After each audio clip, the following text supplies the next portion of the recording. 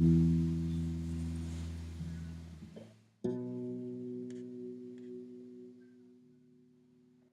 attended the University of New Mexico for a bachelor's in media arts, where I studied film criticism and theory. This is where I learned about mise en scène.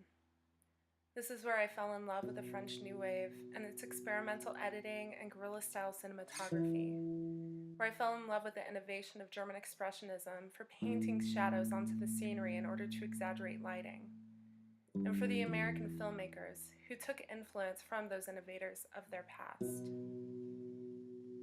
In lieu of graduating, I accepted my first film job working as an accounting clerk on The Avengers.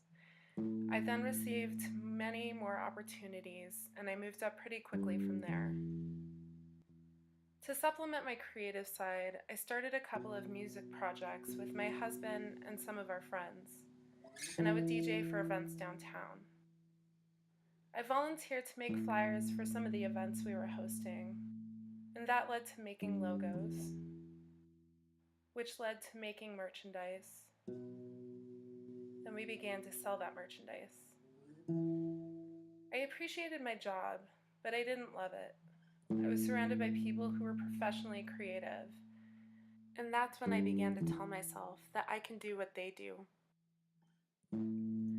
I cite Todd Haynes as one of my influences and one of my favorite filmmakers because he's daring, innovative, and his work is just plain beautiful.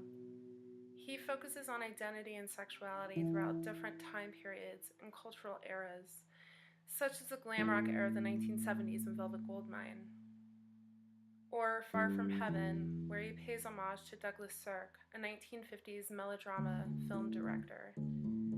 He incorporates homosexual subplots and interracial relationships and shows that these characters are victims of their own society while living in a beautiful Technicolor world. He also made a biography of Karen Carpenter exclusively using Barbie dolls. Another influence of mine is a band that comes out of Oakland, California. They're called Shannon and the Clams. They're a little 1980s punk, a little 1950s doo-wop, a little 1960s R&B. Their songs are definitely catchy. They're a little trashy. It's as if a John Waters dream had been manifested into a band. I also look up to Chris Ware, who is a graphic novelist based out of Chicago. His work is equal parts nostalgia and realism, and the best way I know how to describe it is intricate chaos, because the subject matter is so messy and emotional, but the way he presents it in such a structured way offers this beautiful juxtaposition.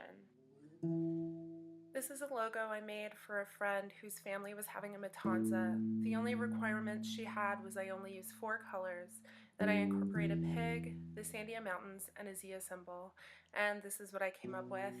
She ended up ordering t-shirts, and I feel pretty proud about that logo. Sometimes I'll take a website that exists and I'll redo their logo or the front of their webpage, and this is one that I did that I feel pretty proud of. I tried to do more of an Art Deco vibe, and I really liked the way the composition came out. This logo I made for my own business, where I make candles out of vintage glassware. I wanted to incorporate handmade with vintage with modern, and I think you really get that with the fonts I used, with the mod pattern, and the minimalism of the design.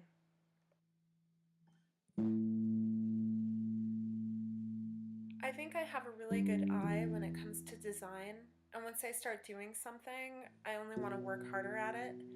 However, I think I spend too much time only to feel that it could be better or more complex. I'm open to whatever the future has in store for me. However, there are 2 options that I have considered.